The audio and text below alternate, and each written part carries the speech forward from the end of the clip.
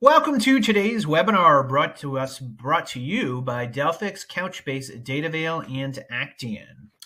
I'm Stephen Fagg, Director at Database Trends and Applications and Unisphere Research. I will be your host for today's broadcast.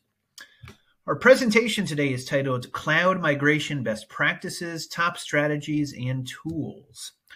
Before we begin, I want to explain how you can be a part of this broadcast. There will be a question and answer session. If you have a question during the presentation, just type it into the question box provided and click on the submit button. We'll try to get to as many questions as possible, but if your question has not been selected during the show, you will receive an email response. Plus, all viewers today will be entered for a chance to win a $100 Amazon gift card just for participating. Now, to introduce our speakers for today, we have Alberto Sigismondi, Lead Product Manager, Continuous Data Platform at Delphix. Jeff Morris, Vice President of Product and Solutions Marketing at Couchbase. JP Chen, Senior Director and Global Practice Lead at SQL Server Services at Datavale. And James McClymans, VP of Cloud Operations at Actian. Now I'm going to pass the event over to Alberto to get us started. Welcome to the broadcast, Alberto. Thank you very much. Thank you for having me. All right, let's talk about data agility in the cloud. Here we go. So there are several reasons why organizations choose to migrate their applications to the cloud, but the primary reason is typically to take advantage of the benefits that the cloud computing offers, right? Such as scalability, the ability to scale up or down quickly in response to changing business needs. Flexibility is a big one. The public cloud offers the ability to rapidly provision new resources and services, especially when you compare flexibility with on-premises. Reliability, public cloud offers typically offer high levels of reliability and availability. And of course, security. Security when it comes to the infrastructure itself. Something that unfortunately, many organizations don't think much is cost. When it comes to cost, there is always a debate between what we see between the CIO side of the house and the CTO side of the house, especially for organizations with strong development and testing environments and practices. The CIO obviously is trying also to do a lot more with less, right? So infrastructure gets costly. Why infrastructure in the cloud get costly? Well, because first of all, data keeps growing. I know we have been saying this for years, but it is a reality. Why to hide it? Actually, nowadays, data growth is something you cannot arguably stop because many of your operations beyond development and testing, I'm talking about AI, machine learning, business analytics, right? Business really relies on data, so you cannot stop the trend. And on the other hand, specifically for development and testing, is that data sprawl actually keeps, as well growing and growing because as developers and testers move into more modern development best practice, agile, DevOps, and so on, they need, constant access to numerous data, especially if we talk about databases and copies, everything they need in order to don't slow down, right, their pipeline. On the CTO side, it's really about, budget reduction, that you CIO are asking me to just hurting my development. We cannot be as agile as we wanted to be. We came to the cloud for that reason. And now all of a sudden we're trying to cut corners in the wrong places. So you add security to all of that, right? To the fact that in average for each production database, a large organization, this is average public numbers, needs about 13 copies of that database in non-production, across non-production. Add security to that. All of that data that leaves production must be secured. And I cannot say this enough, right? You cannot move data out of your production networks into especially lower environments without being secured. And what I mean secured is seriously data masking, maintaining the integrity of those databases for developers, testers, data scientists, and so on is critical. However, there are ways to mask that data to ensure that whatever happens, the pressure is off. So to summarize, data, we believe that data basically is the last automation frontier. Especially in development and testing, we have succeeded in automating code, testing practices, like workflows. Everything is fully automated today, but when it comes to move terabytes and terabytes of data in an agile way and secure way from production to dozens of non-production environments, that we are still trying to figure that out. So add to all of these that nowadays, especially since, the early this year and actually late last year, I believe it's safe to say all of us have been asked in one way or the other that we have to do more with less, right? So how can I keep investing? How can I keep moving my organization, my applications forward with less? And that's the challenge here. So what I did was, we can understand and try to learn from the best organizations that are doing, running non-production environments very efficiently in the cloud out there. What is it that they are doing? Well, first, they're using a lot of what I call alternative, cheaper storage. Let's define it: object storage. Object storage is becoming almost a must in every large enterprise organization, especially for non-production environments. Number two, you have to be able to pay for performance on demand. Nowadays, really is not needed to have cloud instances or use cloud storage that is top-notch and keep it like that for 365 days a year, when actually you are using or leveraging or needing performance only half of that, right? So, but you have those resources measured to the top, just thinking about the worst case, and you pay for that year round. There are ways actually to tune that based on your needs. Similarly, but slightly different, is the ability to reduce or actually completely eliminate idle compute spend. So again, there are moments in time during a day, during a week, month, or quarter, or even entire years, where your applications in non-production are not consuming resources. So they are sitting there idle on.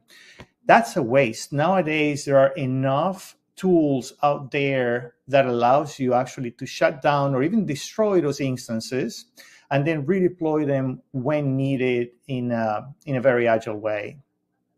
And a big part of that is the famous storage over allocation. We all love that, right? I'm setting my database. I think it will grow 20% per year for 5 years. And all of a sudden, I pay, any of the cloud vendors, 3 years of storage I'm not actually using. And that's typically happening with EBS storage type, right? Like block storage. With object storage, situation is much better because you pay as you go. That's, I'll refer to the first recommendation on the top. And finally, something dear, of course, and near to me in Delphix is virtualize and mask. At the end of the day, anything that you can virtualize when it comes to applications, which we all do today. But again, the hardest part is virtualizing data, and masking that data before leaves production is a must today, because you could not be finding the relationship between data masking, and saving costs in infrastructure.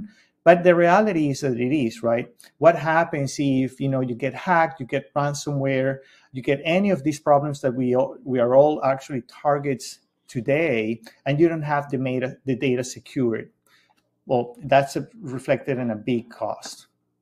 So I want to spend a couple of minutes of my time just on how we do it, right? Delphix is a company that basically virtualizes and masks data for non-production environments with a specific target on development and testing. We are capable actually to run all non-production databases. Seriously, we don't care about the vendor of the database, from Oracle. Couchbase is here today with us, right? We can run all of that from object storage today in any of the large public cloud vendors successfully.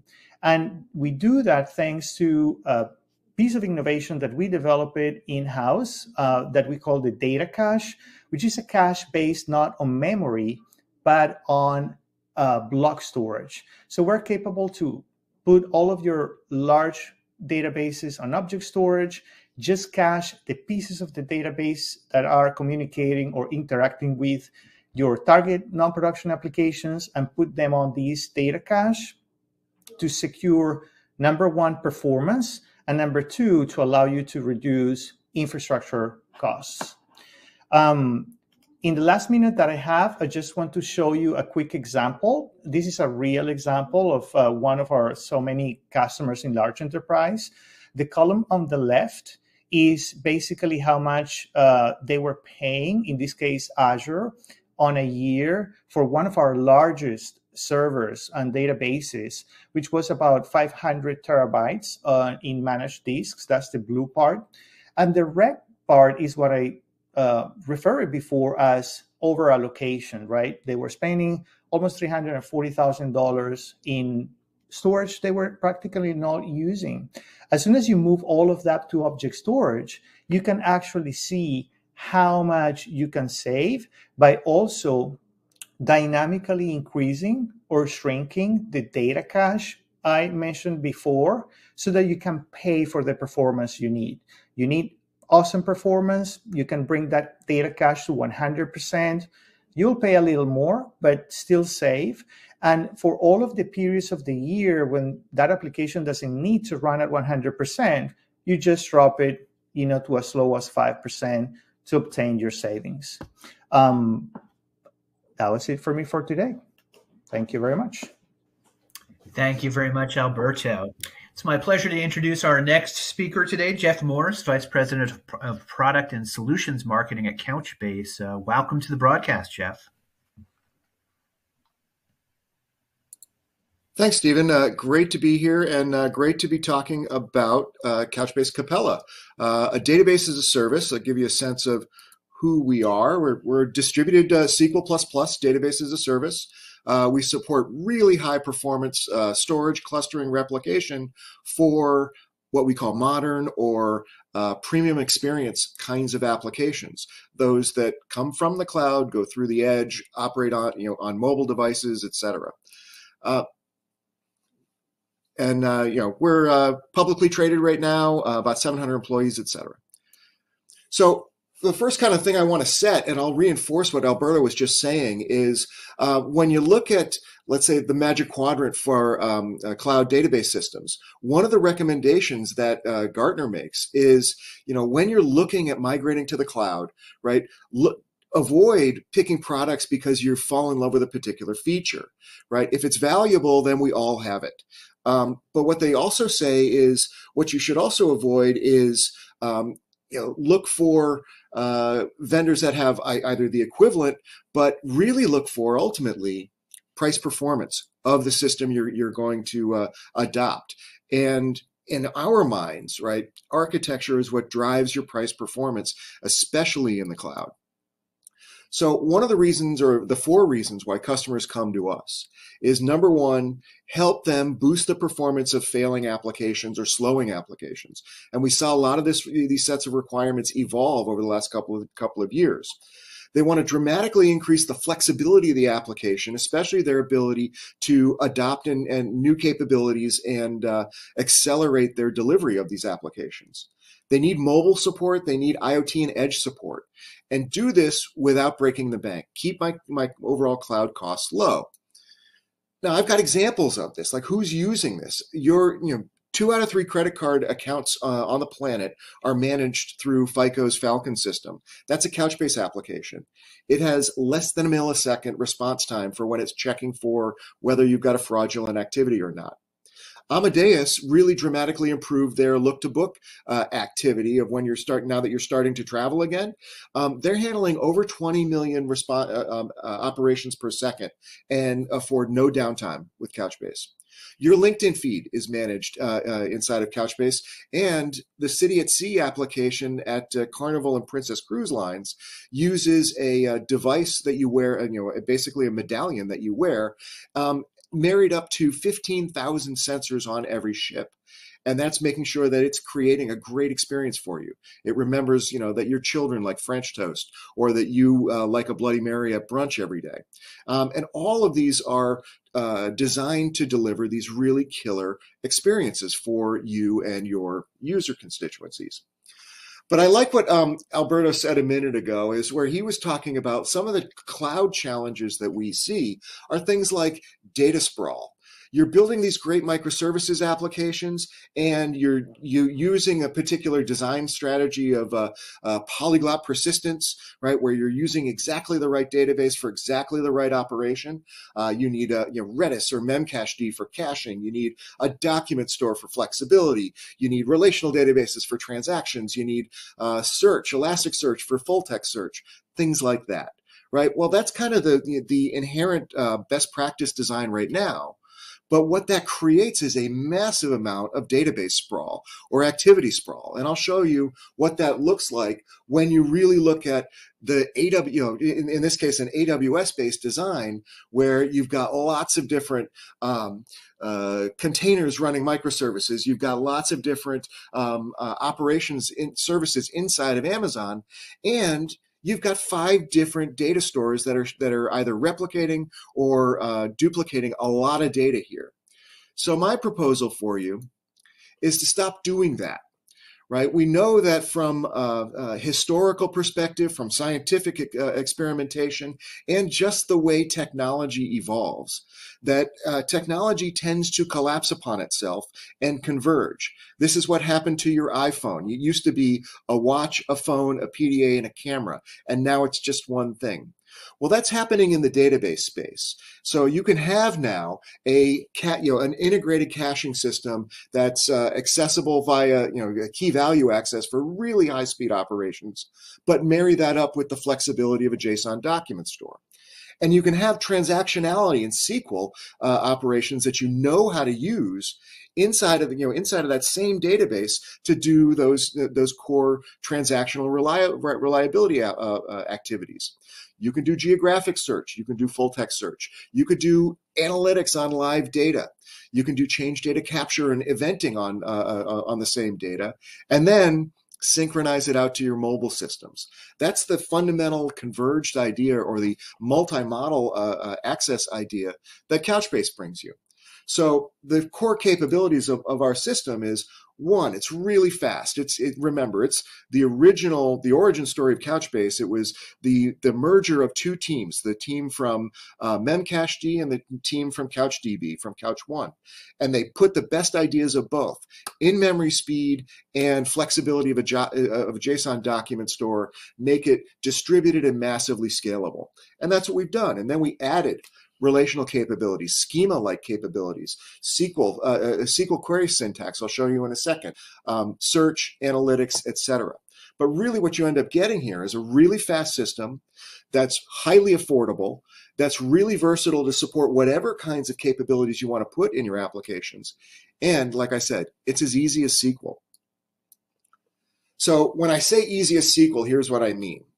On the left-hand side is SQL 92, typical relational SQL. In the middle is my SQL++. That's just SQL for JSON. And on the right-hand side is the Mongo query language as an example of what you would have to program in order to do the same functionality. And so you enjoy all of the syntaxing lexicon of SQL in SQL++. You get to do joins. You can do joins on collections. You can do joins on documents.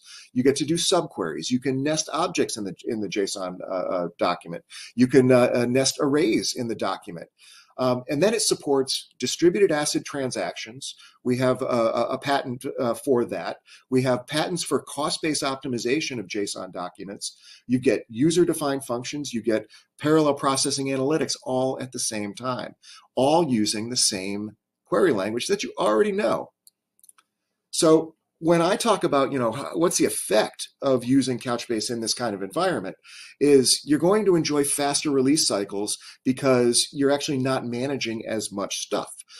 You're going to have a significantly less duplication in data sprawl. What Alberto was just referring to also is you don't need to have all of these different specific clusters of data for the caching, so your caching in Redis or your documents in Mongo or your search in Elastic. All of those things can go away and be consolidated into one system. It'll scale more easily. It's a simplified design, and therefore it's less complex and easier to maintain, ultimately helping you drive lower costs of operations and lower infrastructure because, as Gartner said, price performance is the thing. So why would you choose Couchbase Capella as this vehicle? Well, one, it's fully managed. It's fully managed by Couchbase. It's available on all three clouds. It gives you really superior performance, high availability, and disaster recovery all built in. We have more capabilities in your typical NoSQL database. We have enterprise-grade security and services and QA to drive down your risk, help management efforts, overall lower your TCO. But you don't have to believe me, right? I talk to my customers all the time, and you know what? 57% of my customers said that they were able to reduce their infrastructure costs by half when switching to Couchbase.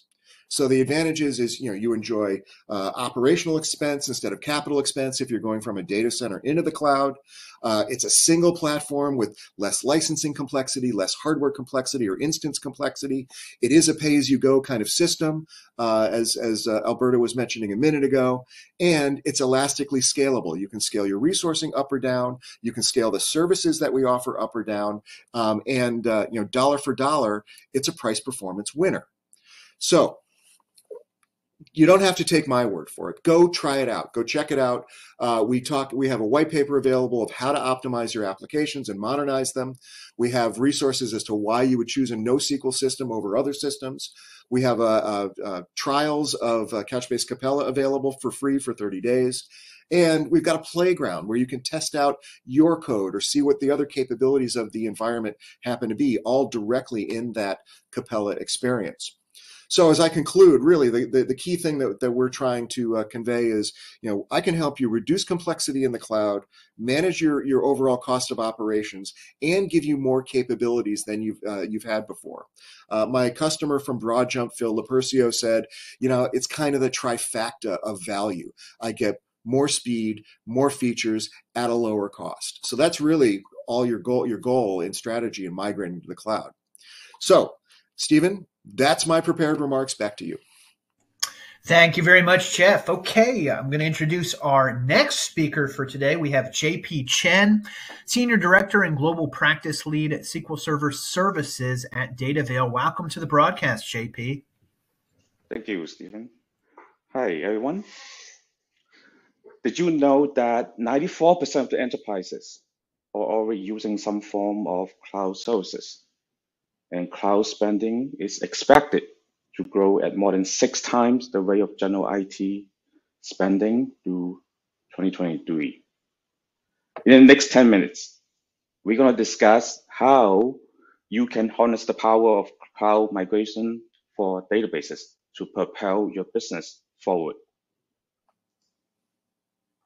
Hello again, everyone. My name is JP Chen, and I'm the Senior Director for SQL Server Practice from DataVale. I'm really fortunate to have the privilege to work with 200 plus SQL DBAs in the US and India, supporting 250 plus customers. Even if you have 0 or 25 SQL Server DBAs, or if you have 1 or 1,000 plus SQL Server instances, our team can help you in supporting your SQL Server environment 24/7, maximizing uptime, and also minimizing outages. Just a brief intro about DataVale. We are one of the biggest database service support provider in North America. In addition to SQL Server, we also support other database platforms such as MySQL, PostgreSQL, MongoDB, DB2, and Oracle. We have been in business for 16 plus years, 8 plus years of cloud support, and our team consists of 100 plus cloud essays and engineers. Some of the positive outcomes include 700 plus customers and 200,000 databases managed and 150 plus cloud migrations. Our discussion today will cover the following topics. The first one is why database migration to a cloud. Second one is database migration journey to a cloud, and then migration types, migration tools, and then DMS, SCT, and some of the best practices. Right, the highly critical why. Why are you doing it? Right? Why database migration to a cloud? Usually, there are a whole list of ideas and reasons why you may want to migrate to a cloud. Usually, the top ones that we have identified in the past throughout all the clients that we support, revolving around modernization. Right? You want to upgrade to a more advanced system with better technologies, making your operations more efficient and up to date. The second one also very critical. Right? You may want to consider switching database solutions. Yes, choose from one database solution and migrate to a different one that best suits your needs, giving you more flexibility in managing the data. The third one's cost saving, right? Everyone's looking to save money, right? With cloud migration, you can actually save money because you will no longer need to spend money on maintaining your own database infrastructure.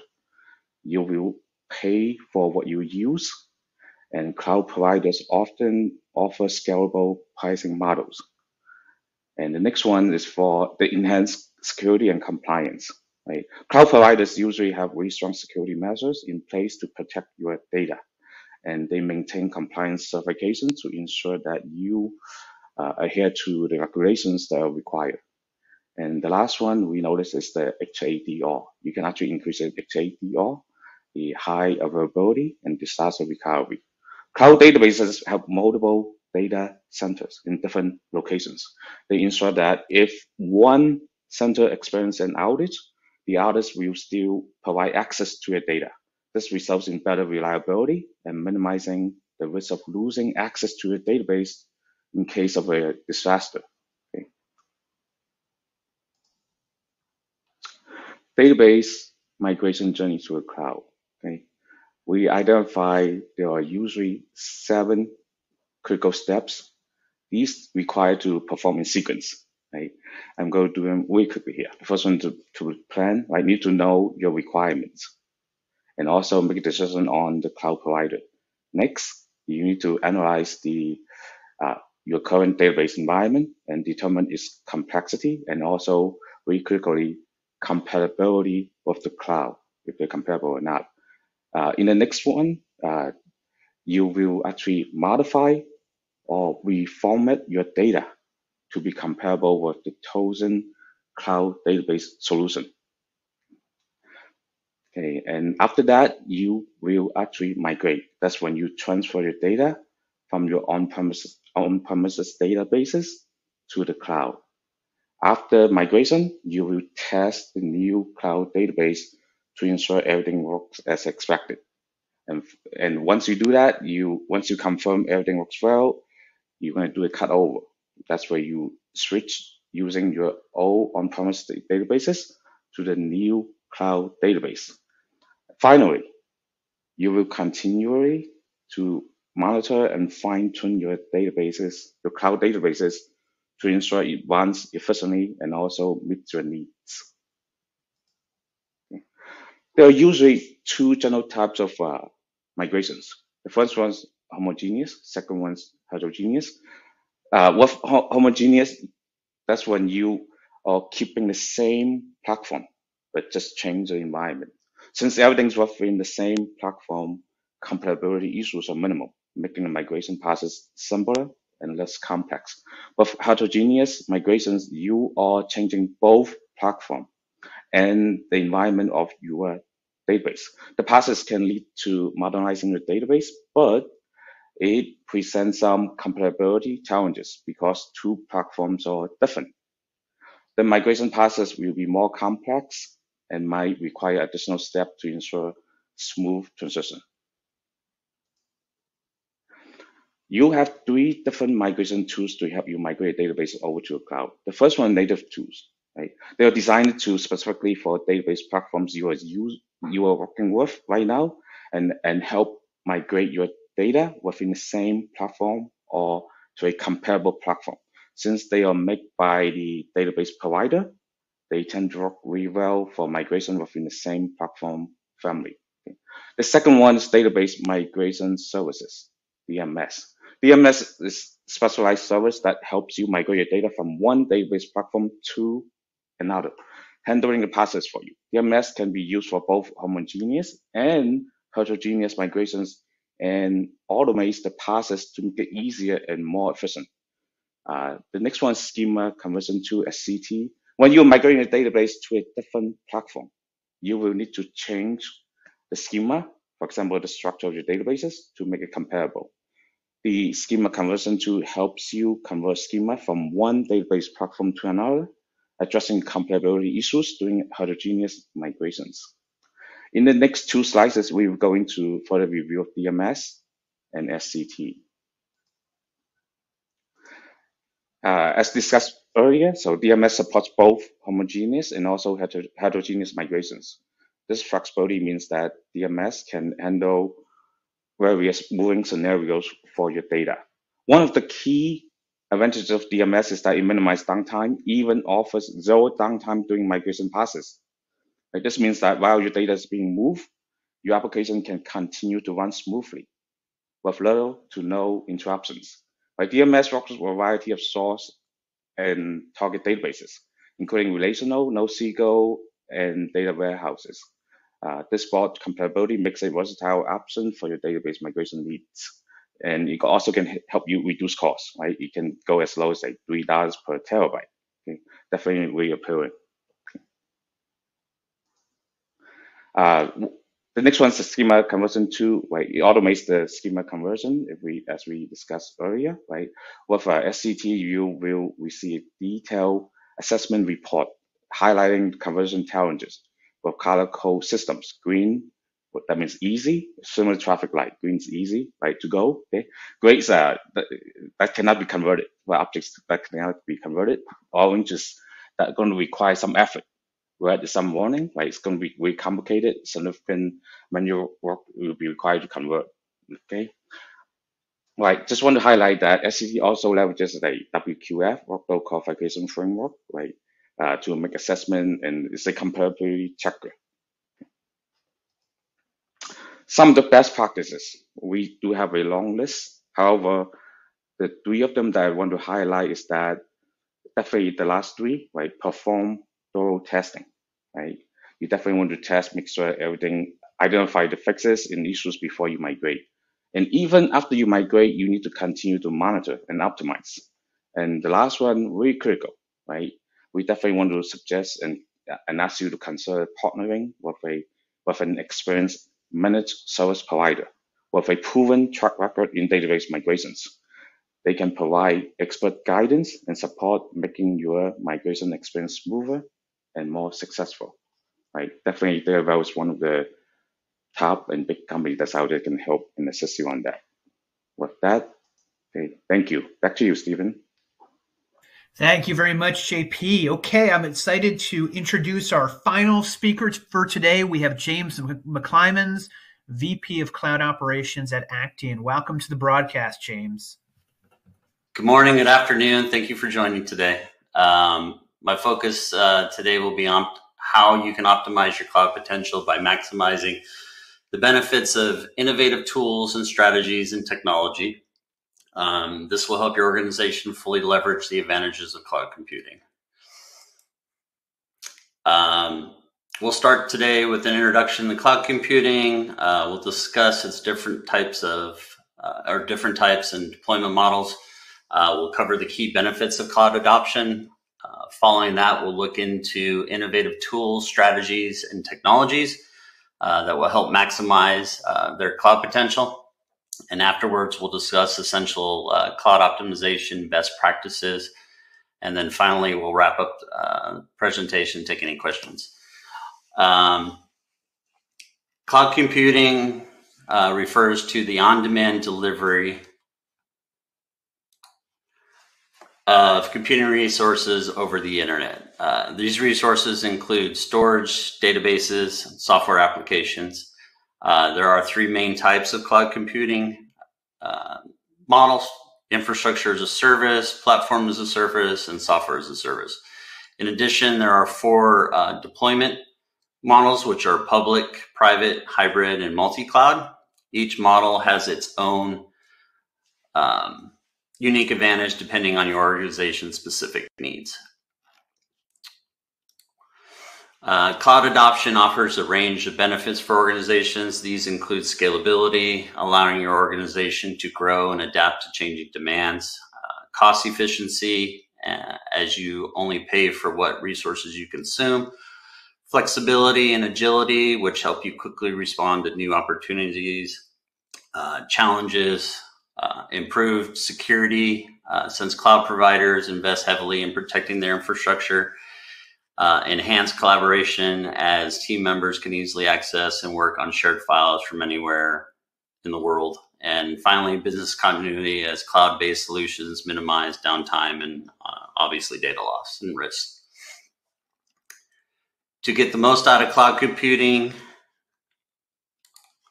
it is essential to utilize innovative tools, strategies, and technologies. These include cloud management platforms, which help manage and optimize cloud resources, like infrastructure as code, a method for managing infrastructure through code and automation, containers, organization or orchestration, which streamline application deployment and management, microservices architecture, which is a design approach that breaks applications into small independent services, serverless computing, which enables you to run applications without managing servers, and emerging technologies like edge computing, quantum computing, and blockchain as a service. Cloud optimization best practices. To optimize your cloud potential, it's crucial to implement best practices. These include right-sizing resources, ensuring you allocate appropriate amount of resources to meet your needs, cost monitoring and control, which is keeping track of expenses to avoid budget overruns, automated scaling, which is allowing your infrastructure to adapt to workload changes, performance monitoring, to identify and address any performance bottlenecks, and ensuring security and compliance. Next, I want to talk about a little bit of a strategy from a cloud operations perspective. This is basically what DevOps versus site reliability versus platform engineering are basically three roles within the cloud operation realm. Software development and IT operations that have merged to help organizations deliver innovative products and services at ever increasing pace. DevOps is a methodology that combines software development and IT operations to improve the speed and quality of software delivery. It focuses on creating a more streamlined and efficient software development process that allows your organization to deliver high quality software at scale. Site reliability engineering focuses on maintaining the reliability and availability of your platform, your website, your software as a service. SREs use automation, monitoring, and proactive testing to identify and address potential issues before they become critical. And then the last strategy is platform engineering, which is a role that focuses on creating and maintaining tools, your platform, that support the software development process. Platform engineers design and implement development environments, build and deploy pipelines and other tools that make it easier for deployment teams to create, test, and deploy software more efficiently.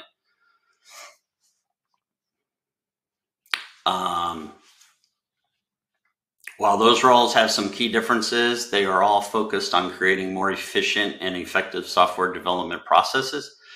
They all require a deep understanding of monitoring software development and operational practices. And by combining software development, cloud operations, IT roles, this will help your organization to deliver a more high quality software at scale while maintaining reliability and availability. In conclusion, leveraging innovative tools, strategies, and technology is crucial to maximizing the potential of cloud computing. It is essential to keep up with emerging technologies and continuously improve your cloud implementation. Back to you, Stephen. Thank you very much, James. Okay, well, we're going to dive into questions from our viewers. Alberto, the first question is for you. Could you clarify how you succeeded in obtaining good database performance from the object storage service? Sure. So this is at the basis of the technology that we offer at Delphix. Basically, the software engineers that work for us here at Delphix are the software engineers that created basically the ZFS file system. Could be getting down into much of a technicality, but what they did is they found a way to create a cache technology that is basically implemented at the block storage level, which is the typical storage where you run databases. But we don't cache the entire database. The entire database and all of the subsequent copies you need are sitting in object storage, which is what gives you the savings. What we cache are only little blocks or little pieces of that database, which are the ones that the application is requesting from a writing or reading perspective. So everything happens in the background, and that is how we succeed in providing the same performance while having the bigger part of your database sitting in object storage. That's what basically provides performance and savings. Understood. Thanks for clarifying, Alberto. Jeff, our next question is for you. Can you provide more details on infrastructure as code and how it can help improve our cloud management? Yeah, and in terms of, I guess philosophically, there's kind of two areas to go with this. One is supporting, let's say, a autonomous operator, Kubernetes-based design or architecture, so that you can control everything in an automated way using CNCF-based technologies. Or the other one, the opposite is depend on a vendor like myself to manage the entirety of the system and make sure that things are operating correctly. So and Couchbase generally supports the latter, but in fact, we actually support both. We do have a manage yourself kinds of deployment capabilities, whether it's you install the system directly by yourself, or you use our CNCF based product set to indeed manage everything as a Kubernetes powered code based environment. So I can do both. But yeah, I think our customers are finding just better value, ease of complexity, and ease of responsibility when they go with Couchbase Capella. Understood, Jeff. James, would you like to weigh in on that question as well about infrastructure as code? Sure. Can you hear me okay? Absolutely. Just want to make sure. So yeah, infrastructure as code is a good way to managing and provisioning your infrastructure.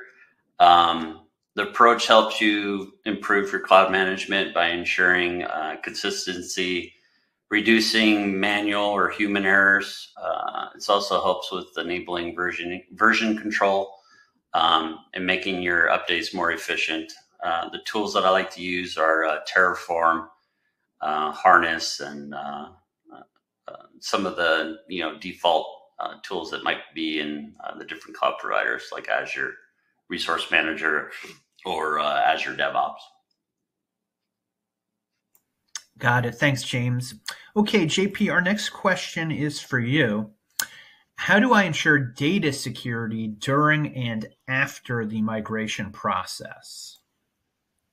Sure, right. So data security is absolutely a top priority and concern for many of our clients, for everyone in general, generally speaking, right? Definitely, we would suggest that use encryption, both in transit and also at rest during the migration process, right? Of course, configure the appropriate security settings, access controls, and network isolation for your new cloud-based database, just to ensure compliance and make sure they follow the regulations, adhere to regulations and best practices. The key is to encrypt, right? Use encryption. Understood. Thanks, JP.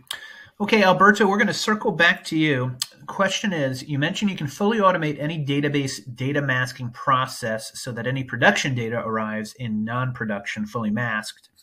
How do users know if they have masked data or not in the database shared with them? That's an interesting one. So it's up to you as an organization, meaning many of our large enterprise customers, they don't want end users to know. So that could be a DBA or an application owner. What you do, the first thing, you get a copy of your database in Delphix. They mask the data based on the profiling requirements of whomever will use the data. It can be a different type of masking for different people. And then they put this database available for the developer or the tester to use. So they self-serve basically these copies instantly. And so if some of our organizations do tell everybody that, hey, you can be a peace of mind because the database you're getting is complete, is integral to what you need for your application, and is masked. So if you make a mistake, if you lose it, if you try to sell it, if it gets stolen, if you get attacked with ransomware, that's okay, no pressure. But some other organizations believe that could be also a social networking type of risk, so they don't share. And they just share out of production all of the data fully masked, which again is fully workable and usable for the same intent or purposes that the end users will need. And they don't know that is masked. So yeah, it's up to the data owner. Understood. Thanks, Alberto. Yeah. Jeff, our next question is for you. How can we maintain compliance with industry-specific regulations when using cloud services? Obviously, always a big topic with cloud. Well, I think what's interesting about that is, it's really a matter of time, right? And this is certainly what we found. We are HIPAA compliant, right? So we've gone through all of the exercises to make sure that we take care of health information. We are SOC 2 Type 2 compliant, right? So all of the operational controls that are expected out of a cloud vendor are taken care of, and the way that particular regulation is driven is through basically just your accounting firm or your auditor observing your behaviors and observing your practices, and so that takes time. And the same holds true with PII, right? For PII PCI for financial services, which is one of the exercises we're underway doing. So it's really just a continuous process from our standpoint of making sure that we're flagging every particular aspect of the regulation. The challenge, of course, is it's not only just are there things that my database ends up doing to make sure that everything is secure, but it's also somewhat dependent on my cloud provider, somewhat dependent on all of my business practices that we do as a data operator. But yeah, I think the primary thing is it takes time, and we're working our way up that particular stack. But I think in terms of our ability to come to market as quickly as anyone else, I don't know anyone who's hit these marks as quickly as we have with Capella. But yeah, it's really a function of we know what the regulations are, we know who the auditors are, and just knocking down their list. Got it. James, would you like to weigh in on that as well, maintaining compliance with industry-specific regulations in the cloud? Sure. Using cloud services, basically you need to understand what your compliance requirements are going to be. Selecting a cloud provider that meets those requirements, whether it's implementing necessary security, any governance measures, and then always working closely with your cloud provider, maybe your organization's legal and compliance teams to ensure that your cloud adheres to your relevant regulations. Kind of like what Jeff was talking about with PCI and HIPAA and all those other ones. Got it. JP, question for you. How can I monitor and optimize my migrated database in the cloud? Oh, sure. Right. So the question is like, how can you monitor and optimize your migrated database in the cloud? Okay. Definitely, we suggest leverage your cloud-specific monitoring tools and services. For example, CloudWatch, that's from AWS, right? Azure Monitor, right? That's for Azure, and Google Cloud Monitoring, just to gain insights into your database performance, right? And also continuously optimize your database by implementing cloud-native features such as auto-scaling, automated backups, and performance tuning.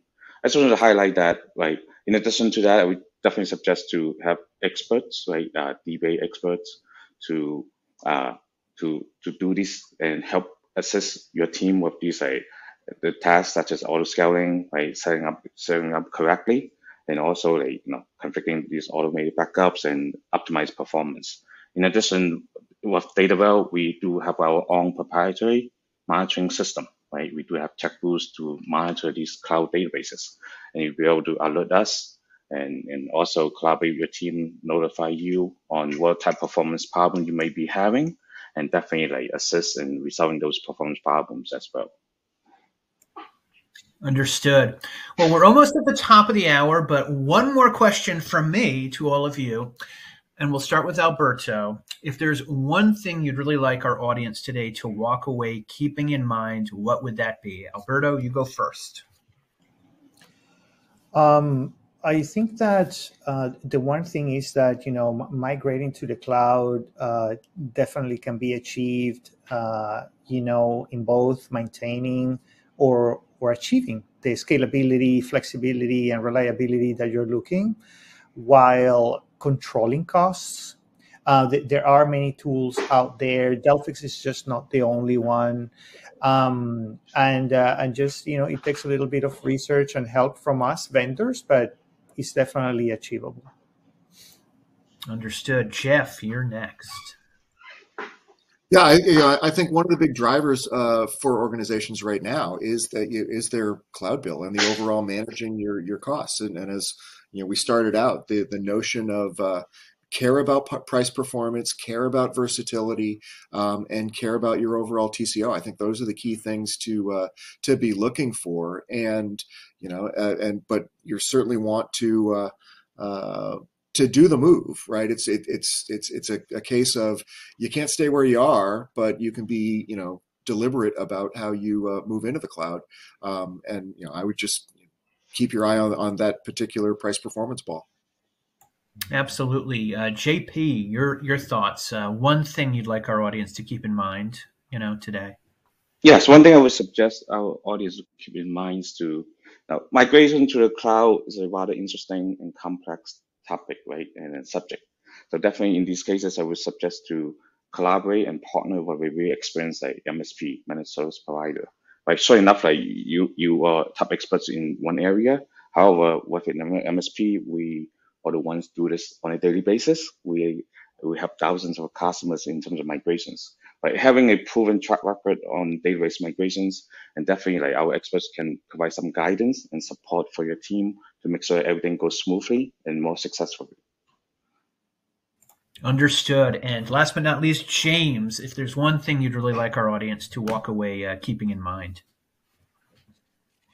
I would think the one strategy I would say is have a plan. Have your whole process of how you're going to migrate to the cloud.